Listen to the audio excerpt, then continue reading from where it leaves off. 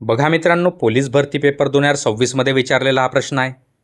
एक नळ एक टाकी 15 तासात भरतो व दुसरा नळ 20 तासात भरतो. पहिला नळ 3 तास सुरू ठेवला व बंद केला तर उर्वरित टाकी भरण्यास दुसऱ्या नळास किती वेळ लागेल हे आपल्याला प्रश्नात विचारला आहे. तर बघा, समजा एक ए नळ आहे आणि दुसरा बी नळ आहे.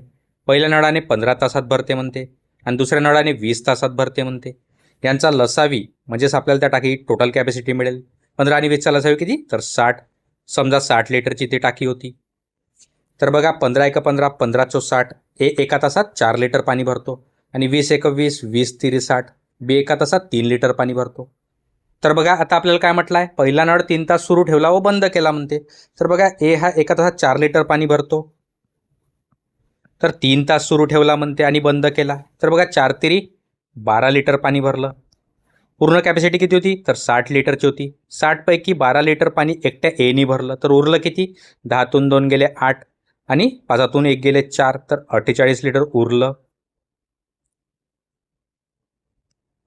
आता आपल्याला काय म्हटलं आहे, तर उर्वरित टाकी भरण्यास दुसऱ्या नळात किती वेळ लागेल. तर बघा, बी हा एका तासात 3 लिटर पाणी भरतो, तर 48 लिटरची उर्वरित टाकी भरण्यास बीला एका तासात तो 3 लिटर पाणी भरतो, तर किती वेळ लागेल म्हणते. तर बघा, 48मध्ये 3चा भाग, 3 × 3 1 उरला आणि 3 × 18, तर किती लागेल, 16 तास लागेल. तर बीला ती टाकी भरण्यास 16 तास लागेल, म्हणजेच पर्याय क्रमांक डी 16 तास हे या प्रश्नाचं उत्तर असेल. तर मित्रांनो, अशाच नवनवीन प्रश्नांसाठी आपल्या यूट्यूब चॅनलला नक्की सबस्क्राईब करा. अशाच प्रकारातल्या या प्रश्नाचं उत्तर तुम्ही मला कमेंटमध्ये सांगायचं आहे.